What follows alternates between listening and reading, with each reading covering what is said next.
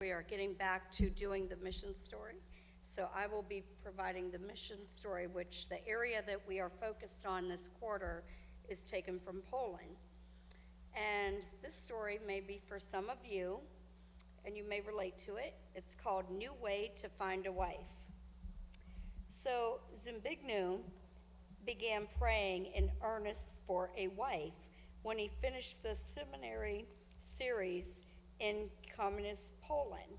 He felt that if he were to be a good pastor, he really needed to have a good wife. Shortly after graduation, church leaders sent Zbigniew and a dozen other graduates to southern Poland to knock on doors. The southern eastern region was far from Zbigniew's home in the north. The young people were to seek to meet people's needs while offering Christian books and giving Bible studies. Zbigniew and his friends fanned out 2 by 2.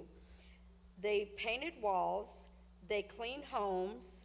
Some people couldn't even believe that they could really receive free help. Every evening, the young people offered Bible studies. One day, Zbigniew and his traveling companion, Jarek, knocked on the doors of houses to the town of Lesko. It was raining heavily. Dark clouds hid the sun, and a chill filled the air. Many people shut their doors. After a few houses, a door opened, and a woman of about 40 years looked out. "Who are you?" she said. Why do you knock on my door?" Zbigniew and Jarek explained that they were Christians and wanted to speak about Jesus.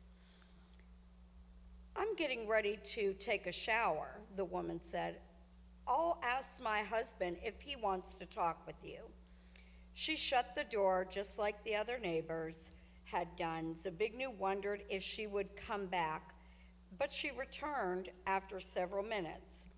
"My husband said he doesn't feel like talking and doesn't want to see anyone," she said. "But I'd like to meet with you and hear more about Jesus. Can you come back?" The young men agreed to come back. When they knocked on the door later, the woman invited them into her living room. About 10 people were actually sitting there. They were eager to hear more about what the young men had to say about Jesus. Among the people in the room was a young woman named Maya. For some time, she had begun reading the Bible on her own. She also had been praying for a good husband. And she was in her town,